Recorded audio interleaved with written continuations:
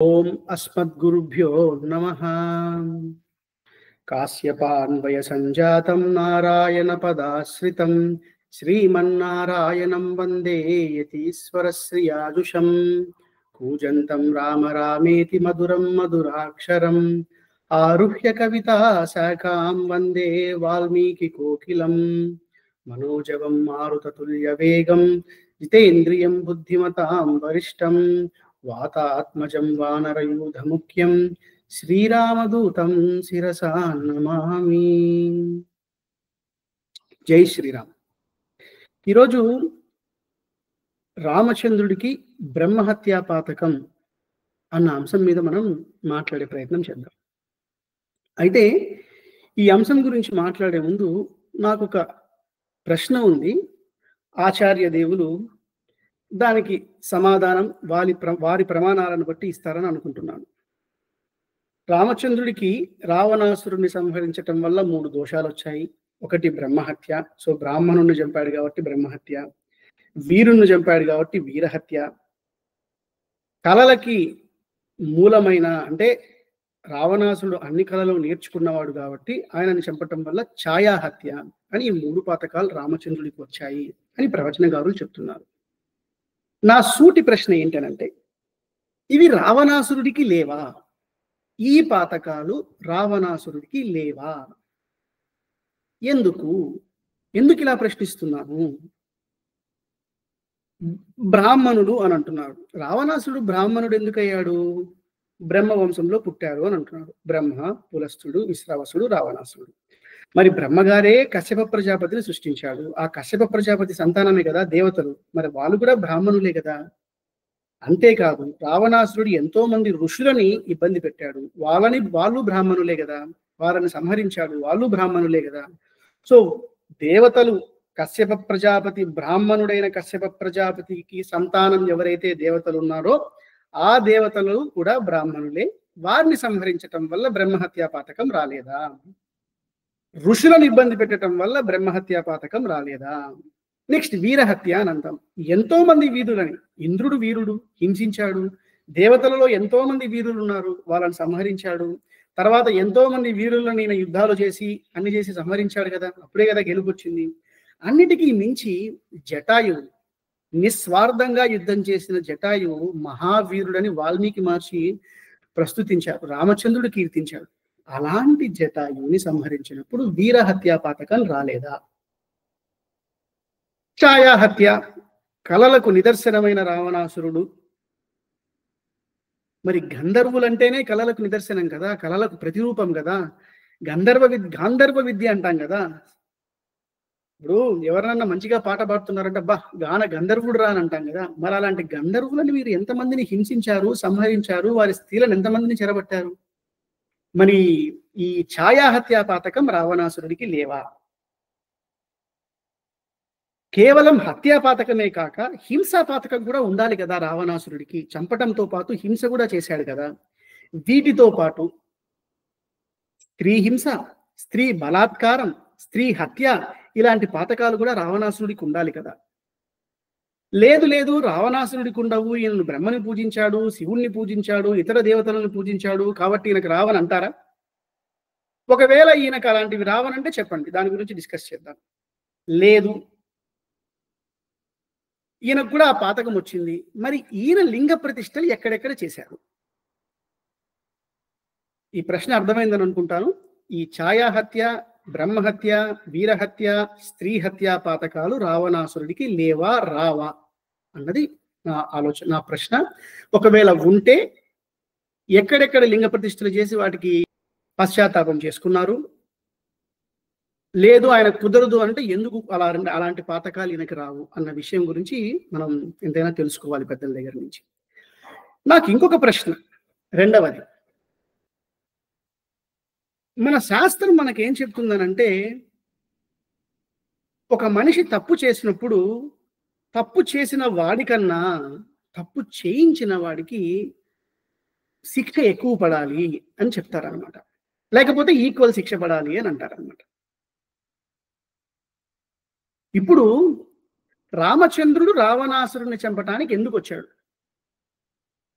దశరథుడు పుత్రకామేష్టి యాగం చేసుకుంటున్నప్పుడు దేవతలందరూ పైన అసెంబ్లీ అయ్యి బ్రహ్మగారు ప్రత్యక్షమైతే ఏమయ్యా ఇలాంటి వరాలు ఇచ్చావని అడిగితే అబ్బా రావణాసుడు లోకకంటకుడిగా మారిపోయాడని అంటే ఆయన మీద అందరూ కాన్స్పిరసీ ప్లాన్ చేస్తూ ఉంటే అప్పుడు శ్రీ మహావిష్ణువు ప్రత్యక్షమైతే నువ్వు రావణాసురుణ్ణి చంపాలి అని వీళ్ళందరూ కదా అడిగారు. అంటే వీళ్ళ కోసం కదా చేశారు. ఇంద్రుడు రావణాసురుణ్ణి ఆయన సంహరించే టైంలో రథాన్ని పంపించాడు, రథ సారథిని పంపించాడు. ఇలాంటివన్నీ చేశారు కదా.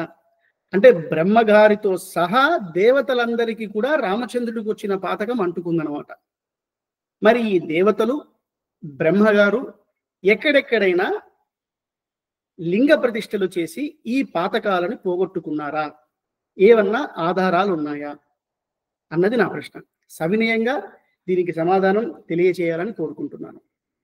ఇప్పుడు మనం రాముడి బ్రహ్మహత్య పాతకం గురించి చర్చించే ప్రయత్నం చేద్దాం.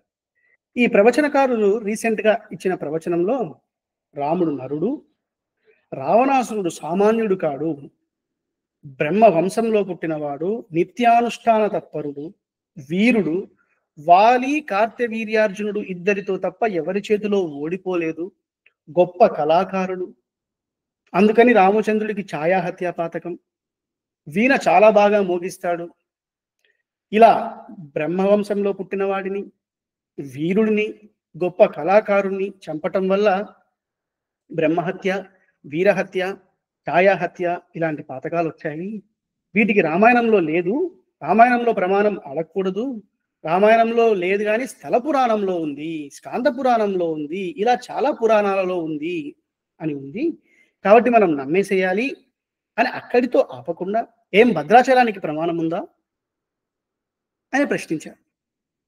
సో ఈ చిన్ని వీడియోని వారు అడిగిన ప్రశ్నలకి, వారు చెప్పిన మాటలని ఒకసారి అర్థం చేసుకునే ప్రయత్నం చేస్తూ ప్రామాణికంగా అంటే ఏంటి, ఎలా ఉంది, రామాయణం ప్రకారం ఏది ఏది ఉంది, రావణాసుడు బ్రాహ్మణుడా, వీరుడా, కళాకారుడా, ఈ ప్రమాణం ఏంటి అన్న అంశాన్ని చర్చించే ప్రయత్నం చేద్దాం.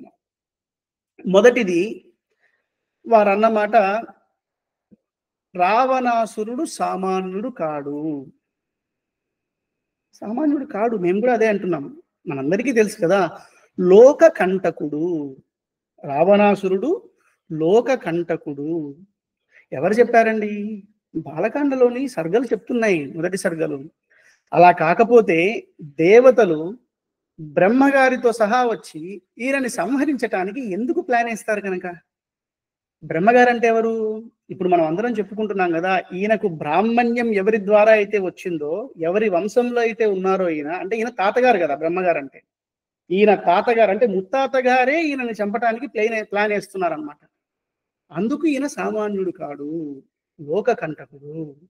దేవతలని, ఋషులని, గంధర్వులని, యక్షులని, దానవులని ఎంతమందిని హింసించారండి? కారణం వాళ్ళు తప్పు చేస్తేనా? కామం, బలదర్పం, పదవి, మదం, వీటన్నిటికీ ఉత్తరాఖండలో మనకు ప్రమాణాలు ఉన్నాయి. ఉత్తరాఖండ ప్రమాణం కాదంటారా? ఇక రావణాసుడికి సంబంధించిన గొప్పతనమే లేదా? అసలు రావణాసురుడికి రావణాసురుడు అన్న పేరు ఎందుకు వచ్చింది? ఉత్తరాఖండలో దశగ్రీవ, దశగ్రీవ, దశానన ఇలాంటి పదాలతో ఆయనని మొదటగా వ్యవహరిస్తారనమాట.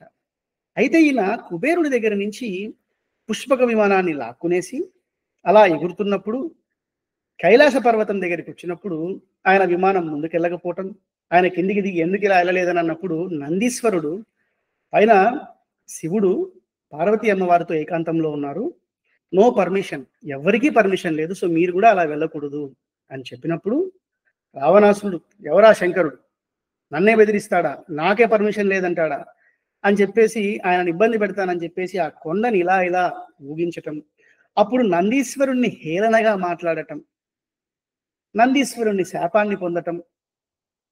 అలాంటప్పుడు పరమశివుడు, అలా అమ్మతో ఏకాంతంగా ఉన్న పరమశివుడు ఇలా రావణాసురుడు పర్వతాన్ని కదిలించటం వల్ల పార్వతీదేవి భయపడి పరమశివుణ్ణి హత్తుకోగా పరమశివుడు తన బొటనవేలుతో ఇలా నొక్కగా రావణాసురుడి చేతులు ఆ కొండ మధ్య పడి బాగా నలుగుతూ ఉన్నాయి. అలా నలుగుతున్నప్పుడు ఈయన పెట్టిన ఆక్రందనలు అంటే నిస్సహాయ స్థితిలో ఈయన ఏడిచిన ఏడుపు ముల్లోకాలకి వినిపించింది. అంత గట్టిగా ఏడ్చాడు. ఎన్ని రోజులు ఏడ్చాడు అనంటే 1000 సంవత్సరాలు ఏడ్చాడు అని మనకి రామాయణం చెప్తుందన్నమాట. మరి అలా ఏడ్చిన వాడు వీరుడు ఎలా అవుతాడు? నిస్సహాయ స్థితిలో ఏడ్చిన వాడు ఎలా వీరుడవుతాడు? సరే, అప్పుడు కూడా ఏం చేయాలో ఈయన తెలియకుండా ఉంటే పక్కన వారు పరమశివుణ్ణి మీరు ఆరాధన చేయండి అని చెప్తే శివుణ్ణి, ఆ శంకరుణ్ణి నమస్కారం పెట్టి స్వామి తప్పైపోయిందని ఆయన అంటే అప్పుడు ఆయన వచ్చి ఆ బాధని తగ్గించి ఈ రోజు నుంచి నీ పేరు రావణ, ఇంత గట్టిగా ఏడ్చావు కదా అందుకని నీ పేరు రావణ అని చిరస్థాయిగా నిలిచిపోతుంది. నా భక్తుడిగా స్వీకరిస్తాను. ఇగో నీకు ఆయన వరాలు అడగటం, ఈయన వరాలు ఇవ్వటం చేశారనమాట. సామాన్యుడని ఎవరంటున్నారు? ఇలా ప్రవర్తిస్తే సామాన్యుడని అంటారా? సో ఈయన పేరులోనే ఏడుపు ఉంది. ఆ ఏడుపు ఎవరి కోసము? లోక క్షేమం కోసమా? పోనీ తన పొట్టకూటి కోసమా? తన కుటుంబం కోసమా? దేనికి ఏడ్చాడు రావణాసురుడు? మదంతో, దర్పంతో, అహంకారంతో తాను చేసిన పనికి శిక్షను అనుభవిస్తూ 1000 సంవత్సరాలు లోకాలన్నీ దద్దరిల్లిపోయేటట్టు ఏడ్చాడనమాట. ఇది రావణాసురుడి యొక్క అసామాన్యత అని మనం చెప్పుకోవచ్చు అనమాట. నెక్స్ట్ మనము ఈయన బ్రహ్మవంశానికి చెందినవారు, అనుష్ఠాన తత్పరుడు అని ప్రవచనకారులు చెప్తున్నారనమాట. ఈయన వంశం ఏంటి? బ్రహ్మగారు, బ్రహ్మగారికి పులస్తుడు, పులస్తుడికి విశ్రావసుడు, విశ్రావసుడు కైకసి అన్న ఆవిడికి రావణాసుడు జన్మించాడు. ఇదే విశ్రావసుడికి దేవవర్ణిని అన్న ఆవిడతో కుబేరుడు జన్మించాడు. అంటే ఇప్పుడు కుబేరుడు బ్రాహ్మణుడా? అంటే ఈయన కూడా విశ్రావసుడి కుమారుడే కదా. మరి కుబేరుణ్ణి ఏమంటున్నాం మనము? కుబేరుని యక్షుడు అనట్లేదా? కుబేరుడు యక్షుడైనప్పుడు రావణాసుడు బ్రాహ్మణుడు ఎలా అవుతాడు అని మనం ఆలోచించాల్సిన ప్రశ్న. సరే, ఇదే బ్రహ్మగారికి కశ్యప ప్రజాపతి, కశ్యప ప్రజాపతికి దితి, అదితి అన్న భార్యలు, అదితికి దేవతలు. ఇప్పుడు ఆ దేవతలు కశ్యప ప్రజాపతికే పుట్టారు, బ్రహ్మ నుంచి వచ్చారే కదా, మరి వాళ్ళందరూ బ్రాహ్మణులు కారా? అసలు ఈ సృష్టిలో బ్రహ్మ నుంచి రానిదేదుంది? అంటే వంశాన్ని చూసుకుంటే మన అందరం కూడా బ్రహ్మగారి నుంచే వచ్చాం కదా, మన అందరం బ్రాహ్మణులమే కదా. అలానా బ్రాహ్మణ్యాన్ని డిసైడ్ చేసేది? కాదని మా అభిప్రాయం. అసలు రావణాసురుడి గురించి మనకి కొంచెం క్లారిటీ లేదనే చెప్పుకోవాలి. కొందరేమో రావణాసురుడు బ్రాహ్మణుడు అంటారు, కొందరేమో రావణాసురుడు దళితుడు మావాడు అని అంటారు, కొందరేమో రావణాసురుడు ద్రవిడుడు అని అంటారనమాట, కొందరేమో రావణాసురుడు రాక్షసుడు అని అంటారనమాట. పాపం వేదాలని వెళ్ళవేసిన రావణాసురుడికి ఆయన ఏ జాతికి చెందినవాడో తెలియక కన్ఫ్యూజన్లో ఉన్నాడు. మనం ఆయనకి హెల్ప్ చేయాల్సిన పరిస్థితి ఎంతైనా ఉందన్నమాట. అయితే కన్ఫ్యూజన్ మనకుంది కానీ వాల్మీకి మహర్షికి లేదు. వాల్మీకి మహర్షి వెరీ క్లియర్గా రామాయణంలో చెప్పేశాడు. ఏ ఇన్స్టెన్స్లో చెప్పాడనంటే, రావణాసుడు చనిపోయిన తర్వాత విభీషణుడు ఏడుస్తూ ఉంటే రాముడు అంటాడనమాట, ఇయం పూర్వై సందిష్ట గతి క్షత్రియ సమత్, ఇయం పూర్వై సందిష్ట గతి క్షత్రియ సమ్మత, క్షత్రియో నిహత సంఖ్యే నశోచ్య ఇతి నిశ్చయ. విభీషణ, బాధపడకయ్యా, క్షత్రియుడు అన్నవాడు యుద్ధంలో సంహరింపబడడం అన్నది కామన్. సో బాధని వదిలేసి తర్వాత చేయాల్సిన కార్యక్రమాలు చెయ్యి అని రామచంద్రుడు రావణాసుడి గురించి మాట్లాడుతూ, ఆయన రాక్షస జాతికి చెందిన క్షత్రియుడు. క్షత్రియ అన్న పదం వాల్మీకి రామాయణం మనకి క్లియర్గా వాడుతుంది. సో రావణాసుడికి క్షత్రియత్వాన్నే వాల్మీకి మహర్షి ఇచ్చాడు. ఈ శ్లోకం తప్పంటారా? వాల్మీకి తప్పంటాడా? లేకపోతే అబద్ధమే చెప్పని రామో దీర్ణాభిభాషతే, 2 మాటలు మాట్లాడని రాముడు అంటాడా?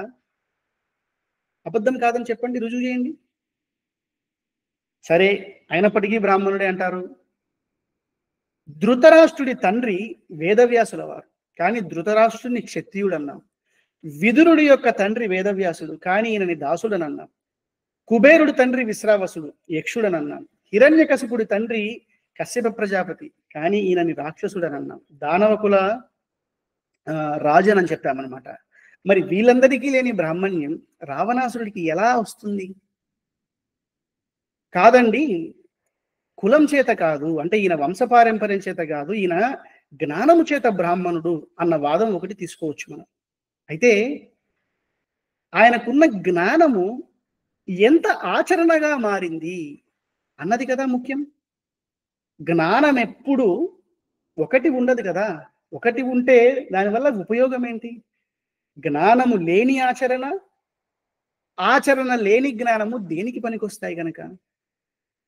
సో రావణాసురుడి ఎంత జ్ఞానం ఉన్నా కానీ తిరిగి లోకకంటకుడిగా తయారయ్యే తన జ్ఞానమంతా లోకాన్ని ఇబ్బంది పెట్టడం కోసం ఉపయోగపడిందే తప్ప దేనికి ఉపయోగపడలేదు. కాబట్టి ఆ జ్ఞానం అన్నది నిష్ప్రయోజనము. సో జ్ఞానమే క్వాలిఫికేషన్ అని అనుకుందామా? రాముడికి లేదా జ్ఞానము? సర్వశాస్త్రార్థ తత్వజ్ఞ స్మృతిమాన్ ప్రతిభానవాన్ సర్వలోక ప్రియ సాధు అదీనాత్మా విచక్షణ సర్వశాస్త్రార్థ తత్వజ్ఞ ధనుర్వేదే చ నిష్ఠితః సర్వే వేద విదస్సూరాః సర్వే లోకహితే రతాః. ఇది రామచంద్రుడికి, లక్ష్మణస్వామికి, భరతుడికి, శత్రుఘ్నుడికి వాడిన పదాలు. వీళ్ళందరికీ కూడా సకల వేద సారం తెలుసు, అన్ని శాస్త్రాలు, వేదాలు, వేదాంగాలు, ధనుర్వేదము అన్నీ తెలుసు. కానీ వీళ్ళది ఆచరణగా మారిన జ్ఞానం, అంటే పక్వమైన జ్ఞానం. సో ఇప్పుడు గమనించామంటే రాముడికి రావణాసుడికి ఇద్దరికీ ఇంత విషయం తెలుసు, ఇంత జ్ఞానము ఉంది. కానీ తేడా ఎక్కడుందనంటే, ఒకటి ఆచరణ, రెండు రాముడి గురించి కీర్తిస్తున్నప్పుడు ముందు చెప్పాను కదా, అధీనాత్మ విచక్షణ. అధీనాత్మ తన ఆధీనంలో తను ఉంటాడనమాట, అంటే కంట్రోల్డ్, సెల్ఫ్ కంట్రోల్డ్ పర్సన్. విచక్షణ ఏది చేయతగును, ఏది కోరతగును, ఏది చేయతగదు, ఏది కోరతగదు, ఈ జ్ఞానం కలిగిన వాడు రామచంద్రుడు. ఆ జ్ఞానం ఆచరణ దాకా వెళ్ళింది. రావణాసురుడికి జ్ఞానం ఆచరణ దాకా వెళ్ళలేదు. అందుకే అంత డబ్బున్నా, అంత సంపదున్నా చివరికి రావణాసురుడికి ఎలాంటి గతి పట్టిందో మనం చూస్తున్నాం. రామచంద్రుడు అయోధ్యలో రాజ్యాన్ని కోల్పోయినా, ఒంటరివాడైనా, భార్యను కోల్పోయినా, ఎంతైనా కానీ తిరిగి మనందరికీ రామో విగ్రహవాన్ ధర్మ అని ఆరాధ్యుడయ్యాడు. ఇదే తేడా. హనుమంతుడికి లేదా జ్ఞానము? అష్టసిద్ధి నవనిధికే దాత అని అంటాం కదా, భవిష్యత్ బ్రహ్మ అని అంటాం కదా. అంతటి జ్ఞాన సంపూర్ణమైన హనుమంతుడు, రాముడు, లక్ష్మణుడు, భరతుడు వీళ్ళు బ్రాహ్మణులు కారా? అంటే ఇప్పుడు వీళ్ళని రామ బ్రహ్మ, హనుమ బ్రహ్మ, లక్ష్మణ బ్రహ్మ అన్ని పదాలతో మనం పలుకుతామా? వీళ్ళకి లేని ఆ టైటిల్, రావణ బ్రహ్మ అన్న టైటిల్ ఎక్కడి నుంచి వస్తుంది? సో వంశపారంపర్యం చేత కానీ, జ్ఞానము చేత కానీ రావణాసురుడు బ్రాహ్మణుడు అని మనకు కనిపించట్లేదు. సరే, అయినా మాకు బ్రాహ్మణుడే, ఓకే. బ్రాహ్మణుడైతే బ్రాహ్మణుడైనా ఆయుధం పట్టి ఉన్నాడనంటే వాణ్ణి సంహరించవచ్చు. ఎవరు చెప్పారు? పరశురాముడి విషయంలో రామచంద్రుడిని మనం చూడలేదా? మీరంటే నాకు గౌరవము, కానీ మీరు ఆయుధం బట్టి నా ముందు నిలబడ్డారు, కాబట్టి మీ ముందు నేను నిలబడతాను అని చెప్పి ఆయుధం పట్టిన బ్రాహ్మణుడితో యుద్ధం చేయొచ్చు అని రాముడు నిర్ధారణ చేయలేదా? ద్రోణాచార్యుడితో కురుక్షేత్రంలో యుద్ధం చేయడానికి జంకుతున్న అర్జునుడికి కృష్ణుడు బ్రాహ్మణుడైనా యుద్ధంలో నిలబడ్డాడయ్యా, తప్పకుండా నువ్వు సంహరించవచ్చు అని క్లారిటీ ఇచ్చాడు కదా. పోనీ ద్రోణాచార్యుడు, పరశురాముడు వీళ్ళు కొద్దిపాటి ధార్మికులు, కానీ రావణాసురుడు రామో విగ్రహవాన్ ధర్మ అన్నట్టు మనము రావణో విగ్రహవాన్ అధర్మ అని చెప్పాలి కదా. అలాంటి అధర్మానికి ప్రతీకమైన వాణ్ణి సంహరించడం తప్పేలా అవుతుంది? విశ్వామిత్రుడు చెప్పలేదా, నాయన నువ్వు తాటకని స్త్రీ అని సంహరించకుండా ఉన్నావేమో, కానీ ధర్మానికి హాని కలిగిస్తున్న వాళ్ళని ఎవరైనా ఆ దేశపు రాజు శిక్షించకపోతే మంచిది కాదు, శిక్షించటమే ధర్మము. ఇన్ని లాస్ట్కి బ్రాహ్మణుడైనప్పటికీ రావణాసురుని సంహరించటమే మనకు నీతి, ధర్మము అని తెలుస్తోంది కదా. మరి పాతకాన్ని ఎందుకు అంటగట్టాలి కనుక? పాపమే లేదని వీళ్ళందరూ కృష్ణుడి కన్నా, రాముడి కన్నా, విశ్వామిత్రుడి కన్నా, భీష్ముడి కన్నా ఇలాంటి వాళ్ళందరికన్నా మనం జ్ఞాన సంపన్నులమా, ప్రమాణ సంపన్నులమా? కాదని నా అభిప్రాయం. పోనీ చంపినవాడు రాముడు. ఆ రాముడు ఎలాంటి వాడు? హనుమంతుడి మాటల్లో విందాం. ఎవరికి చెప్పాడు? రావణాసురుడికి చెప్పాడు. ఏమని? బ్రహ్మా స్వయంభుశ్చతురాననో వా రుద్రస్త్రినేత్రస్త్రిపురాంతకో వా ఇంద్రో మహేంద్రో సురనాయకో వా త్రాతుం న శక్త యుధిరామవధ్యం. నిన్ను బ్రహ్మగారు కాపాడలేరు, శివుడు కాపాడలేడు, ఇంద్రుడు కాపాడలేడు, అది రాముడి శక్తి అని మందలించిన తర్వాత కూడా తన అధర్మ ప్రవృత్తిని సంస్కరించుకోలేని రావణాసురుడు బ్రాహ్మణుడిని ఎలా చెప్పగలము? పోనీ హనుమంతుడు ఒక్కడే చెప్పాడా? మారీచుడు చెప్పాడు, మాల్యవంతుడు చెప్పాడు, విభీషణుడు చెప్పాడు, రాముడే ఎన్నో అవకాశాలు ఇచ్చాడు. ఇంతమంది చెప్పినా మారని వాడు, తన జ్ఞానాన్ని ఆచరణ దాకా తీసుకురాలేని వాడిని మనము బ్రాహ్మణుడు, ఆయన చేసిన పనులని బ్రాహ్మణుడు కాబట్టి ఈయనను చంపటం దోషము అని చెప్పటం తప్పనిపించట్లేదా? మరి రావణాసురుని చంపితే ఇన్ని హత్యలు, ఇన్ని పాతకాలు వచ్చినప్పుడు కుంభకర్ణుడు బ్రాహ్మణుడు కాదా? ఇంద్రజిత్తు బ్రాహ్మణుడు కాదా? రావణాసురుడి కొడుకైన అక్షకుమారుడిని చంపిన హనుమంతుడికి బ్రహ్మహత్యా పాతకం లేదా? ఇంద్రజిత్తుని చంపిన దానికి లక్ష్మణుడికి బ్రహ్మహత్యా పాతకం వస్తే ఎక్కడ ప్రతిష్ఠించాడు? ఏం ప్రతిష్ఠించాడు? హనుమంతుడు అక్షకుమారుణ్ణి చంపాడు కదా, మరి అక్షకుమారుణ్ణి చంపిన దానికి ఎక్కడ ప్రతిష్ఠ చేశాడు హనుమంతుడు? కుంభకర్ణుని చంపిన దానికి రాముడు ఎక్కడ చేశాడు? ఇలా అతికాయుడు, మహోదరుడు అని చాలా మంది రావణాసురుడి కొడుకులు ఉన్నారు కదా, వాళ్ళని చంపిన దానికి ఎక్కడెక్కడ ఉన్నాయి? సో మరి వీటన్నిటికీ కూడా ఆ ప్రతిష్టలు ఎక్కడైనా చేస్తుంటే వాటి గురించి కూడా మనం తెలుసుకోవాల్సి ఉంటుంది అన్నమాట. దీని గురించి అయ్యో ఇలాంటి మాటలు వస్తున్నాయి కదా అక్కట, ఏంటి స్వామి నీకు ఇలాంటి పాతకాలు అంటగడుతున్నారు అని అన్నమాచార్యులు స్వామి మీద ప్రేమతో, భక్తితో ఇలాంటి పాతకాలు నీకు అంటవయ్యా అని ఆయన సంకీర్తనలో చాలా అద్భుతంగా పాడితే, ఈ మధ్య కాలంలో ఒక ప్రవచనకారుడు అన్నమయ్య ఆవేశంలో మాట్లాడాడు. ఆ అన్నమయ్య భక్తి ఆవేశం ప్రమాణం కాదు. మరి నీకు దేనికి ప్రమాణం? ఏది ప్రమాణం? సాక్షాత్తు శ్రీమన్నారాయణుడి యొక్క అనుగ్రహాన్ని పొందిన అన్నమాచార్యుడు నీకు ప్రమాణం కాదు, త్యాగరాజస్వామి ప్రమాణం కాదు, భక్త రామదాస్ నీకు ప్రమాణం కాదు. ఎవరు ప్రమాణం? మరి నీకు తిలకం ఎలా ప్రమాణం అవుతుంది? మిగతా రామాయణ భాష్యాలు ఎలా ప్రమాణం అవుతాయి? అంటే నీకు నచ్చిన ప్రమాణం, నువ్వు నమ్మిన, అంటే ప్రమాణాన్ని అనుసరించి నీ ప్రవచనం ఉండదన్నమాట. నీ ప్రవచనాన్ని అనుసరించి ఏ ప్రమాణం దొరుకుతుందో ఆ ప్రమాణాన్ని మాత్రమే స్వీకరిస్తాము, మిగతా ప్రమాణాలను స్వీకరించము. సో ఏది ప్రధానం ఇక్కడ అంటే ప్రవచనము, ప్రమాణం కాదు. ఇదా మనం సమాజానికి ఇస్తున్న మెసేజ్? అంత ఆరోగ్యవంతం కాదని నాకు అనిపిస్తోంది. సరే, రావణాసుడి బ్రాహ్మణ్యం ఫైన్. ఇప్పుడు వీరుడు అని అంటున్నారు. నిజంగా రావణాసురుడు వీరుడో లేదో తెలుసుకుందాం. ఈ ప్రవచనకర్త చెప్తూ వాలి, కార్తవీర్యార్జునుడు తప్ప మిగతా వాళ్ళందరితో ఈయన గెలిచేశాడని చెప్పారనమాట. ఫస్ట్ ఆఫ్ ఆల్ వాలి పాపం చాలా ఇబ్బంది పెట్టాడు ఈయనని, వాలికి భయపడేసి ఆయనతో ఫ్రెండ్షిప్ చేసేసుకున్నాడు. కార్తవీర్యార్జునుడు ఆయన ఏదో ఆయన పని చేసుకుంటుంటే ఈయనని ఇబ్బంది పెట్టాడు, ఈయనని జైల్లో వేశాడు. జైల్లోంచి బయటికి ఎలా వచ్చాడు? రావణాసుడి తాతగారు వెళ్ళి వదిలేసేయి అని ఆయన చెప్పటం వల్ల కార్తవీర్యార్జునుడు గురువు మీద ఉన్న గౌరవంతో రావణాసురుడిని వదిలేయటం జరిగింది. ఓకే, ఈ రెండు వదిలేద్దాం. ఇంకెవరితో ఓడిపోలేదా? యముడితో రావణాసురుడు యుద్ధానికి వెళ్ళినప్పుడు ఆల్మోస్ట్ యముడు యమపాసాన్ని వదలబోతున్నప్పుడు, యమపాసానికి తిరుగులేదంటారు కదా, అలాంటి యమపాసాన్ని వదలబోతున్నప్పుడు సడన్ గా బ్రహ్మగారు ప్రత్యక్షమై ఏమయ్యా అని అంటారనమాట. అంటే సరే స్వామి, మీరు వరం ఇచ్చారు కదా, మరి ఆయన అలా చేస్తున్నాడు. యముడు రావణాసుడి మీదకి యుద్ధానికి వెళ్ళాడా? రావణాసుడు యముడి మీదకి యుద్ధానికి వెళ్ళాడా? అసలు రావణాసురుడు యముడి మీదకి యుద్ధానికి ఎందుకు వెళ్ళాడు?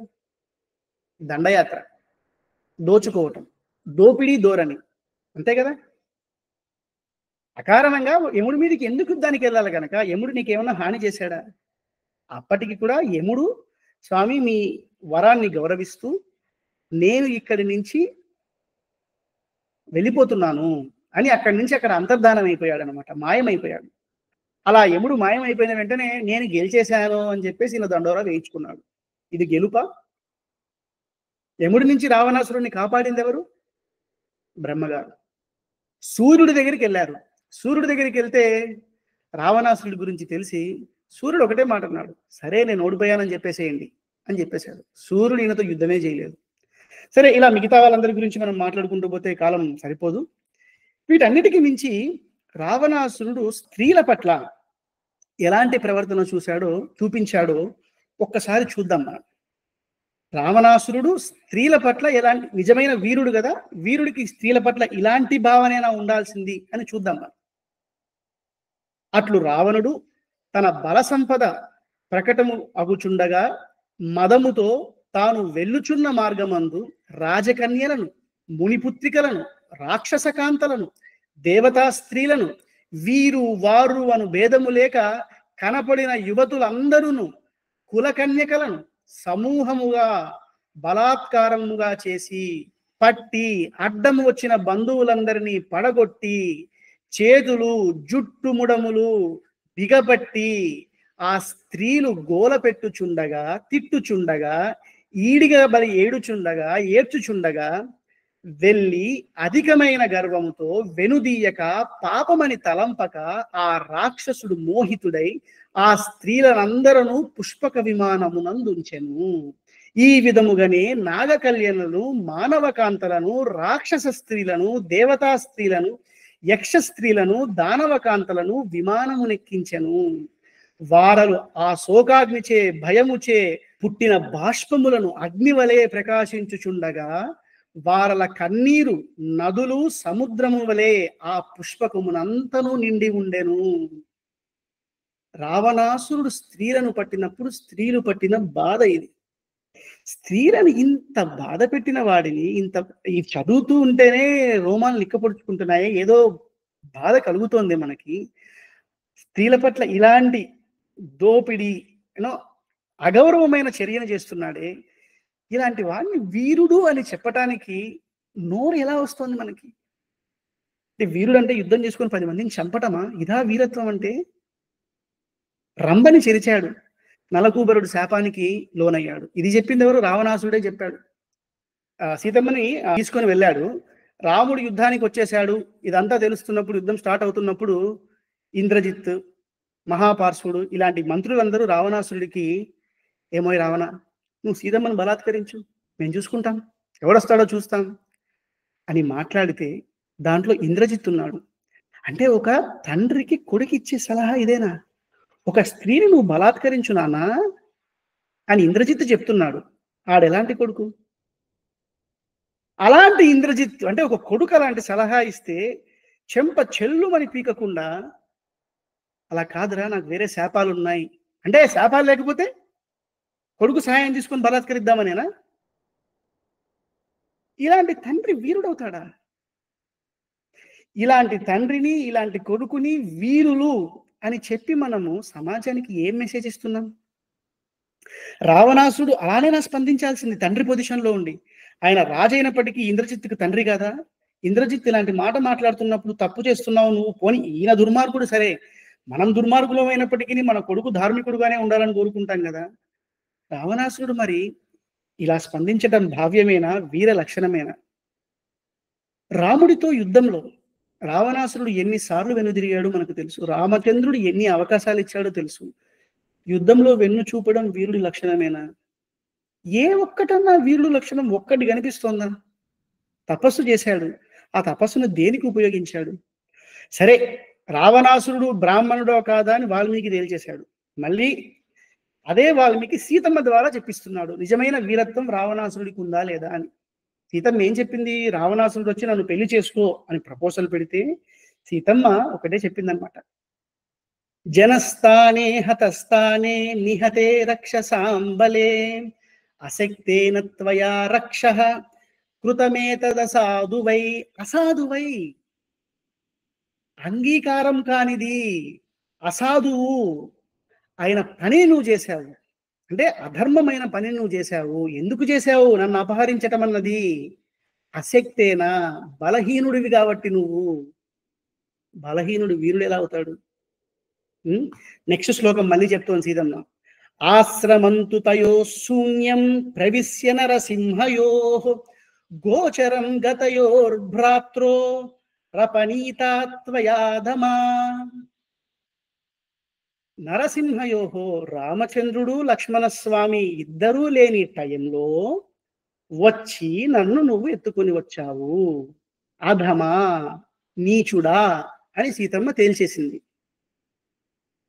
నెక్స్ట్, నహి గంధముపాగ్రాయ రామలక్ష్మణయోస్త్వయా శక్యం సందర్శనే స్థాతుం సునా శార్దూలయోరివా.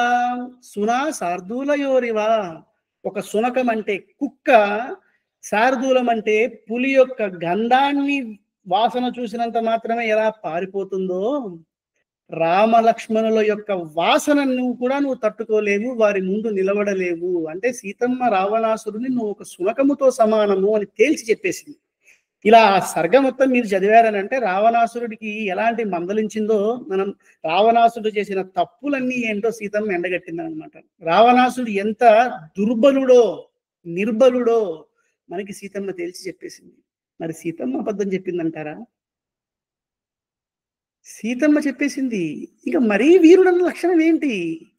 సరే, ఇంకొక ప్రమాణం కూడా చెప్తాను. సుందరాకాండలో 3వ సర్గ ఉందన్నమాట. ఈ 3వ సర్గలో లంకిని హనుమంతుల వారు కలుస్తారు.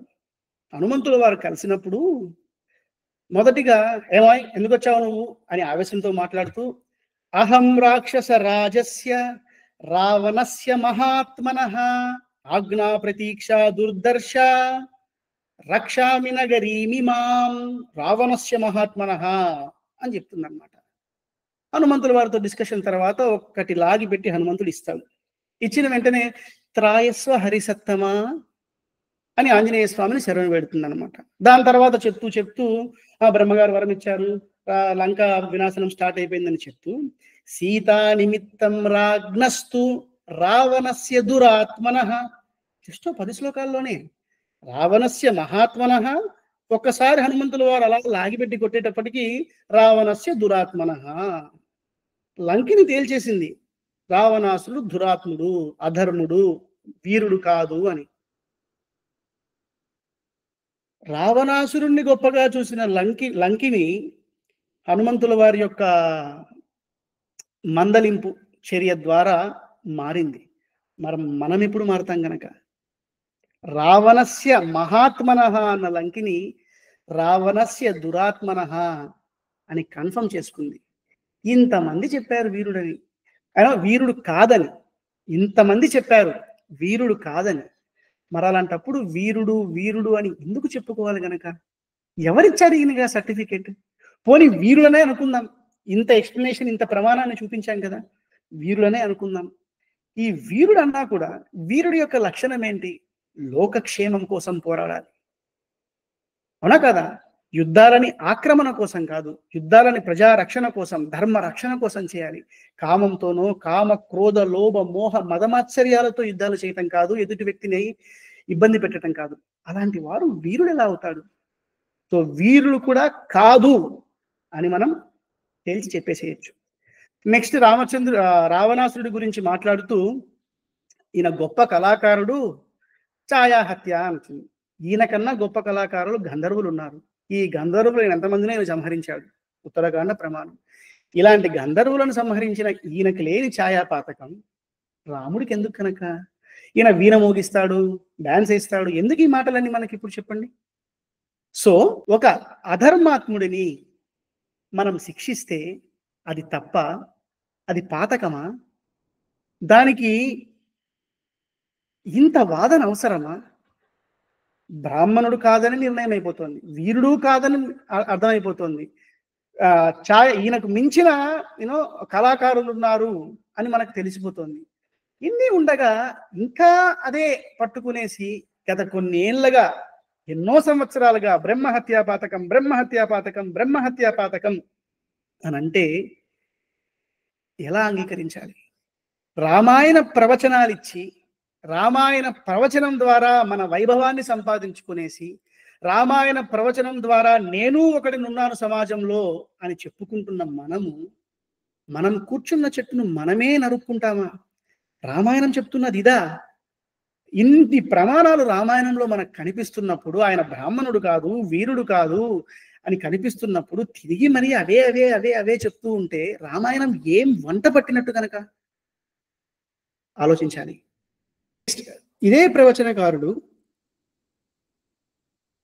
లింగ ప్రతిష్ఠ చేసినట్టు రామాయణంలో ప్రామాణికత లేకపోవచ్చు, కానీ స్కాంద పురాణము, స్థల పురాణము ఇలాంటి పురాణాలలో ప్రామాణికత ఉంది అని వారు చెప్పారు.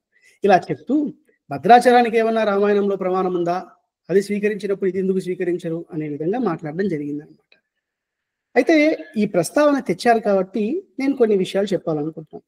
మొదటిది, భద్రాచలం గురించి ఏ ప్రామాణికత ఉందో, ఏ స్థల పురాణం అయితే ఉందో వాటిలో ఎక్కడ శివుడిని కించపరిచేటట్టు లేదు, మొదటిది.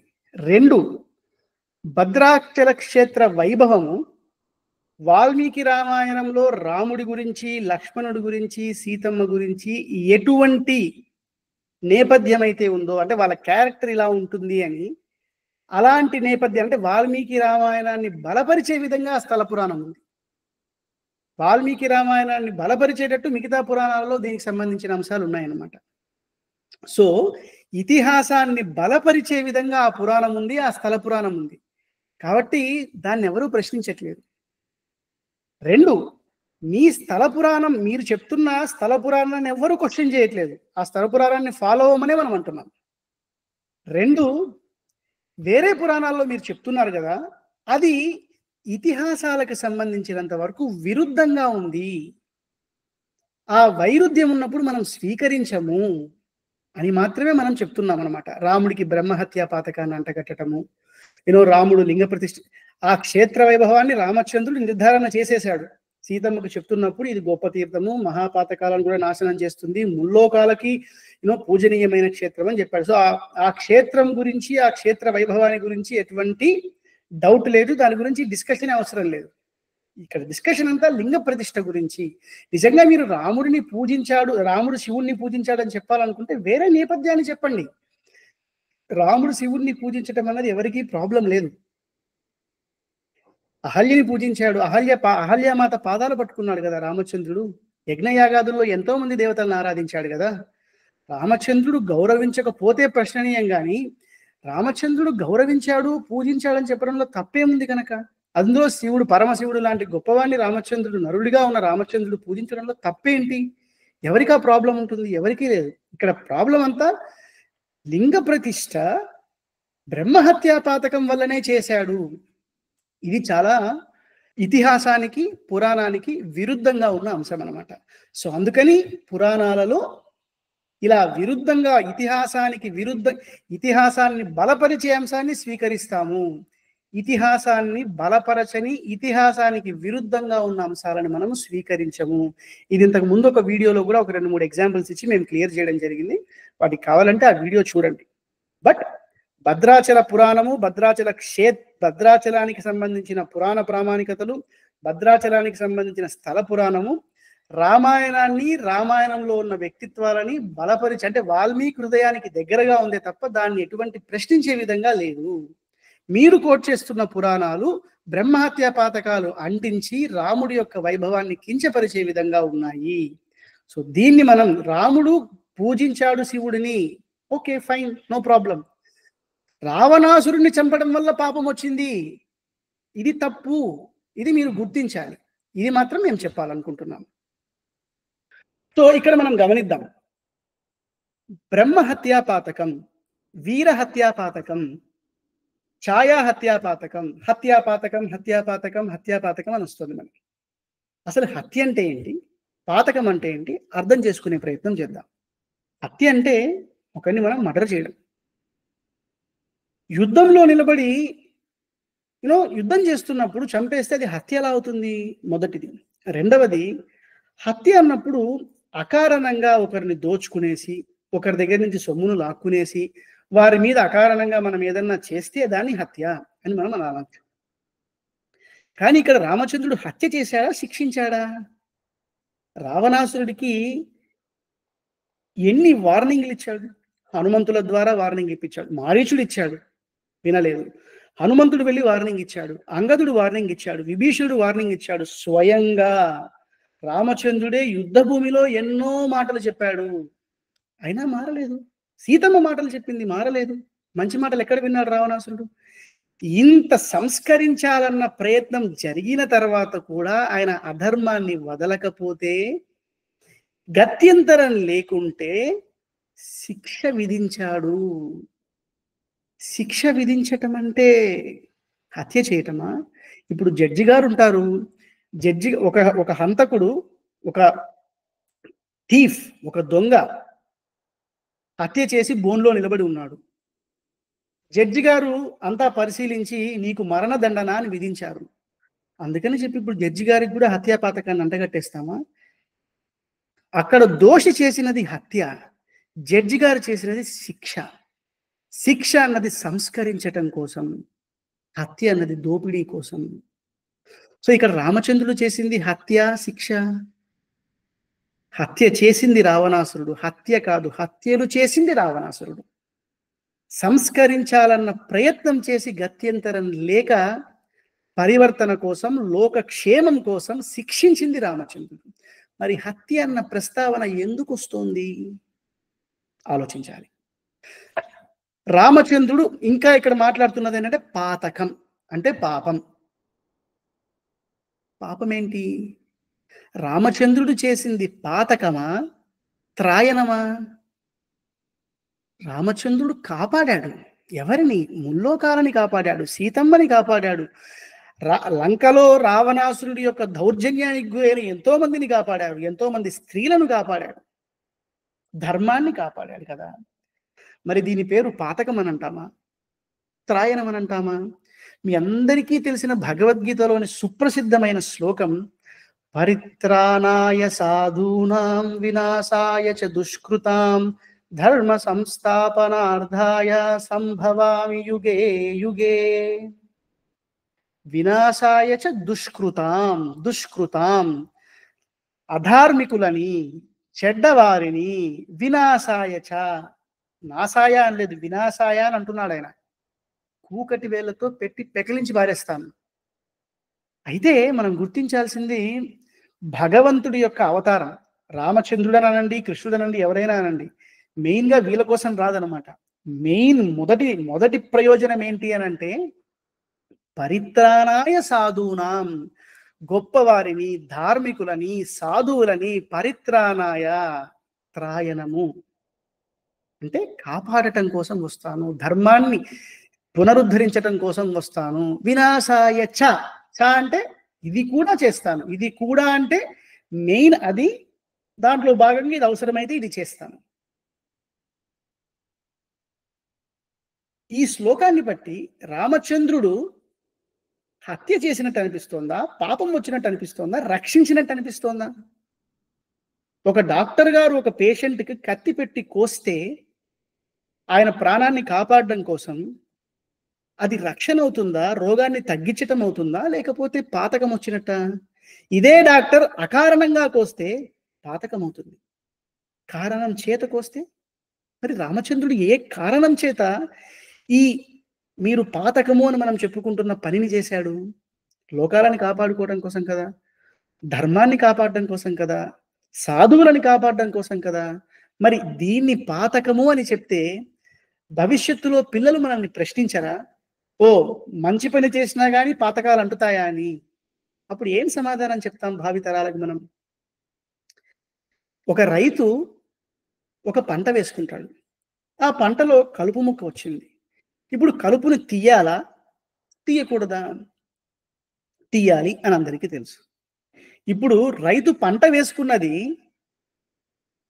కలుపులు తీయడం కోసమా, పంట పండించి సంపాదన చేసుకోవడం కోసమా? సో ప్రధాన ప్రయోజనం పంట, దానికి ప్రతిబంధకంగా ఉంది కాబట్టి కలుపుని తీసేస్తున్నాడు. సో రాముడి ప్రయోజనం ధర్మస్థాపన, సాధు పరిత్రాణము, దానికి ప్రతిబంధకంగా ఉన్నాడు కాబట్టి రావణాసుడు లాంటి వారిని, కరదూషణాదులని ఏరి పారేశాడు. ఒక అరటిపండు కొనుక్కున్నామనంటే తొక్క తీయడం కోసం అరటిపండు కొనుక్కుంటామా, పండు తినడం కోసం కొనుక్కుంటామా? ఇప్పుడు తొక్క తీశాను కదా అని చెప్పేసేసి నేను తొక్క తీయడం కోసమే కొనుక్కున్నాను కాబట్టి అది తప్పు అని మాట్లాడితే నీకు బనానా అరటిపండు కొనుక్కోవడం ప్రయోజనం తెలిసినట్ట? భగవంతుడి అవతార ప్రయోజనం తెలిసినట్ట తెలియనట్ట? మరి మనం నిజంగా అందరం కలిసి ఆలోచించాల్సిన, అన్ని వర్గాల వారు, అన్ని విశ్వాసాల వారు కూర్చొని ఈ శిక్ష, హత్య పాతకమా ప్రాయణమా అన్న దాని గురించి ఆలోచించి ఒక ప్రమాణాన్ని ఎస్టాబ్లిష్ చేయాల్సిన అవసరం ఎంతైనా ఉంది అని నా ప్రగాఢ విశ్వాసం. భగవంతుడు ఎంత గొప్పవాడనంటే ఆయన సర్వజ్ఞుడు అయినప్పటికీ యశోదాదేవి రోకలికి కట్టేస్తే అలా ఏం తెలియనట్టు కూర్చున్నాడనమాట. మన ఇంట్లో ఉన్న అర్చామూర్తి అలాంటి వాడే. అన్ని తెలిసినప్పటికీ ఏం తెలియని వాళ్ళగా, అంటే అజ్ఞానులమైన మన ముందు కూడా ఏం తెలియనట్టు అమాయకంగా కూర్చొని ఉంటాడు స్వామి.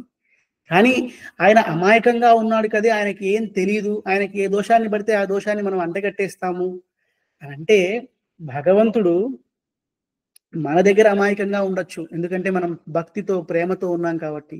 ఎవడైనా సర్వజ్ఞుడు, సర్వశ్రేష్ఠుడు, సర్వశక్తిమంతుడు, సర్వేశ్వరుడు, సత్య సంకల్పుడు, సర్వరక్షకుడు, సర్వ నియామకుడు, సమస్త కళ్యాణ గుణాభిరాముడు.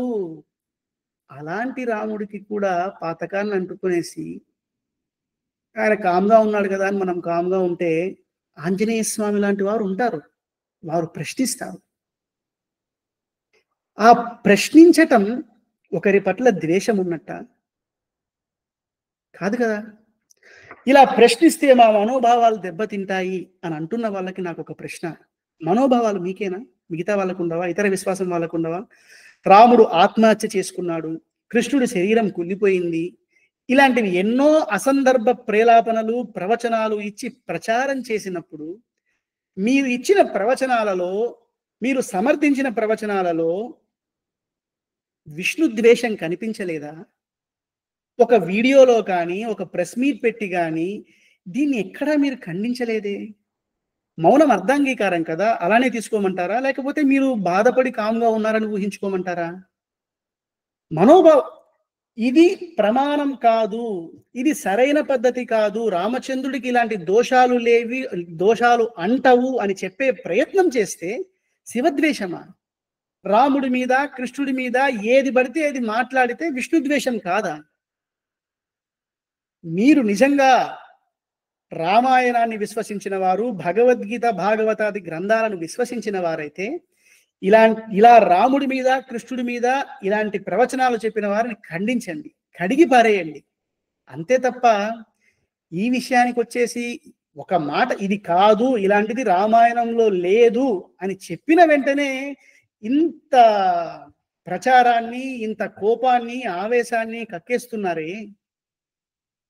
మరి రాముడు ఆత్మహత్య చేసుకోవడం ఏంటి? కృష్ణుడి శరీరం కుళ్ళిపోవడం ఏంటి? బొటని వేలికి బాణం గుచ్చుకుంటే ఎవరన్నా చనిపోతారా? ఏంటిదంతా?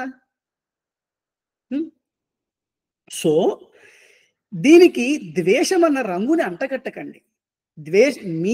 మీ ప్రవచనానికి ప్రామాణికతను కలిగించటం కోసం ద్వేషమని అంటించేశారనంటే ఇదంతా సరిపోతుందిలే. ఒకప్పుడు మీడియా లేదు, సోషల్ మీడియా లేదు, అప్పుడు ఇలాంటి ప్రవచనాలన్నీ సాగాయి, కొందరు మాత్రమే వీటిని ఖండించారు. ఇప్పుడు ప్రపంచమంతా మీరు మాట్లాడే మాటలు చూస్తోంది. తప్పకుండా రామాయణాన్ని చదివి దీనికి సమాధానాన్ని ఇవ్వడానికి ఎంతో మంది యువత తయారయ్యారు. ఇలాంటి వీడియోలు కానీ, ఇలాంటి ప్రవచనాలు కానీ ఇచ్చి ఏం సాధిస్తాం కనుక ఒక్కసారి మనమందరం ఆలోచించాలి. ఆలోచించకపోతే, ఆలోచించకుండా నేను ఏది పడితే అది మాట్లాడి, ఇక్కడ ఒక క్షేత్రం యొక్క వైభవాన్ని కించపరచటం ఎవరి ఉద్దేశము కాదు. ఆ క్షేత్రంలో శివుడు రామచంద్రుడు లింగ ప్రతిష్ఠ చేశాడు, లేకపోతే శివుణ్ణి ఆరాధన చేస్తాడు, చెప్పుకో.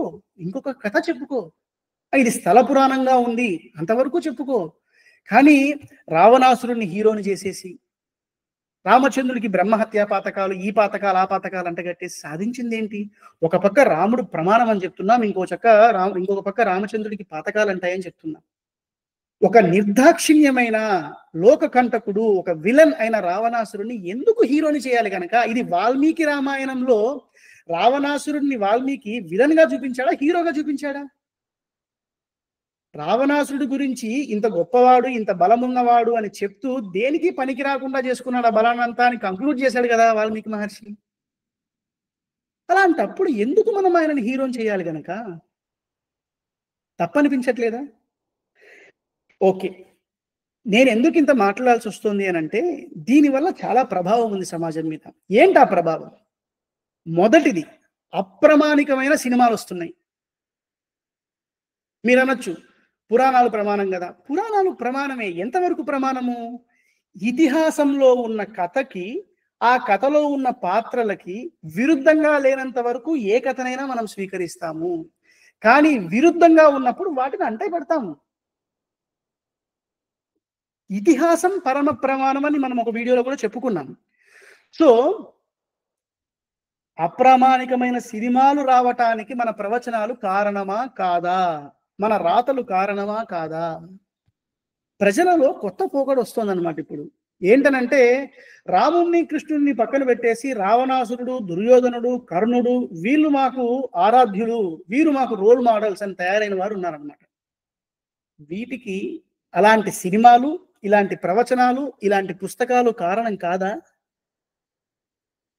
అలా తప్పుదారి పడుతున్న యువతకి మార్గనిర్దేశకం చేయాల్సిన స్థితిలో ఈ ప్రవచనకారులుండి, ఇలాంటి తప్పుదోవని ఇంకా ఎంకరేజ్ చేయటం ఎంత భావ్యము?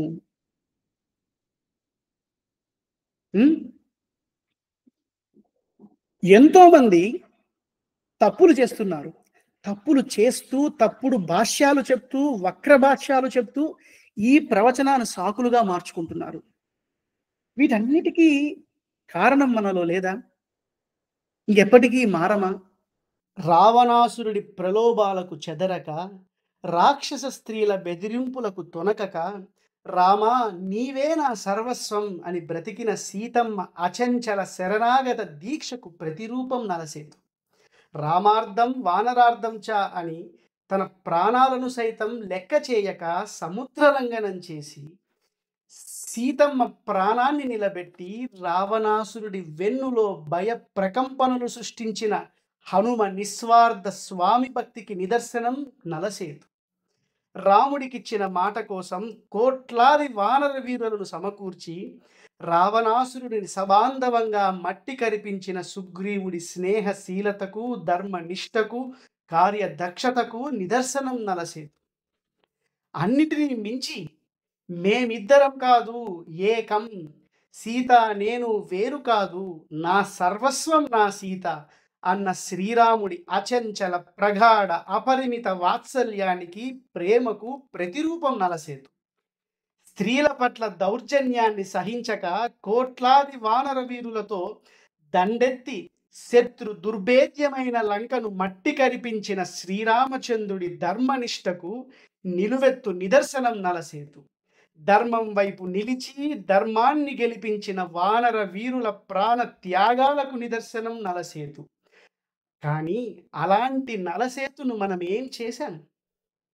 బ్రహ్మహత్యా పాతకానికి కేర్ ఆఫ్ అడ్రస్గా మార్చేశాం. దీనికి బాధ్యులెవరు? ఈ వీడియో ద్వారా నేను చెప్పాలనుకుంటున్నది ఒకటే. నేను ఒక నిరంతర విద్యార్థిని. రామాయణాన్ని జీవితాంతం సప్రామాణికంగా తెలుసుకునే ప్రయత్నాన్ని చేస్తూనే ఉంటాను. నేను మాట్లాడిన మాటలలో ఎటువంటి లోపాలున్నా కానీ తప్పకుండా గురుతుల్యులు, ఆచార్య సదృశులు నన్ను సంస్కరించవచ్చు. ఆ సంస్కరణకు ఎప్పుడూ సిద్ధంగానే ఉంటాను. కానీ లేనిపోని విషయాలని సమాజంలో ప్రచారం చేసి ఆ ప్రచారాన్ని పటిష్టంగా తయారు చేసుకోవటం కోసం ద్వేషము అన్న ముద్ర వేసి లేని ద్వేషాన్ని, శివుడంటే రాముడికి, రాముడంటే శివుడికి ఎటువంటి ద్వేషము లేదు. శివుణ్ణి విశ్వసిస్తున్న వాళ్ళకి విష్ణువు అంటే ద్వేషం లేదు. విష్ణువుని విశ్వసిస్తున్న వాళ్ళకి శివుడంటే ఎటువంటి ద్వేషము లేదు. నువ్వు చెప్పిన అంశం తప్పు అని అన్నప్పుడు నువ్వు సంస్కరించబడాలి. నువ్వు సంస్కరించబడలేక రాక చేత కాక మనము నేను చెప్పినది లోకంలో ప్రచారం అవ్వాలని చెప్పి మనల్ని నమ్మి మనతో నడుస్తున్న వాళ్ళకి బహుశా వాడితే పైత్యాన్ని మనం అంటగట్టామనంటే వాళ్ళందరినీ తప్పుదారి పట్టించిన వాళ్ళం అవుతాం కదా. అలాంటి ప్రయత్నం చేసి రాముడిని, కృష్ణుడిని, శివుడిని ఇలాంటి వారికి లేనిపోని మచ్చలు తేయకూడదు. ఆ మచ్చలు తేకుండా ఉండటానికి ఎన్ని వీడియోలైనా, ఎంత పరిశోధనైనా చేయటానికి మేమందరం సిద్ధంగా ఉంటాము. ధర్మరక్షణలో మనందరం భాగస్వాములం అవుదాం. మళ్ళీ మళ్ళీ చెప్తున్నాము, ధర్మాన్ని రక్షించటంలో, శాస్త్రాన్ని రక్షించటంలో మనం ఇప్పుడు దీక్షా కంకణధారులం అవ్వకపోతే ఇంకెప్పటికీ అవ్వలేము. ఇది మనందరి బాధ్యత. ఒక వ్యక్తిని కానీ, ఒక వ్యవస్థని కానీ మనకు ఎటువంటి ప్రాబ్లం లేదు. ఒక వ్యక్తి చేసిన తప్పును సంస్కరించే ప్రయత్నం, అన్న మాటను సంస్కరించే ప్రయత్నం, నిజమేంటి అబద్ధమేంటి అని తెలిపే ప్రయత్నమే మనం చేస్తూ ఉంటాం. ఆ ప్రయత్నాన్ని సద్భావనతో తీసుకునేసి సంస్కరించుకొని ఆరోగ్యవంతమైన సనాతన ధర్మాన్ని, ఆ సనాతన ధర్మాన్ని విశ్వసించే సమాజాన్ని మనం సృష్టిద్దాం. రండి, కలిసి నడుద్దాం. జై శ్రీరామ్.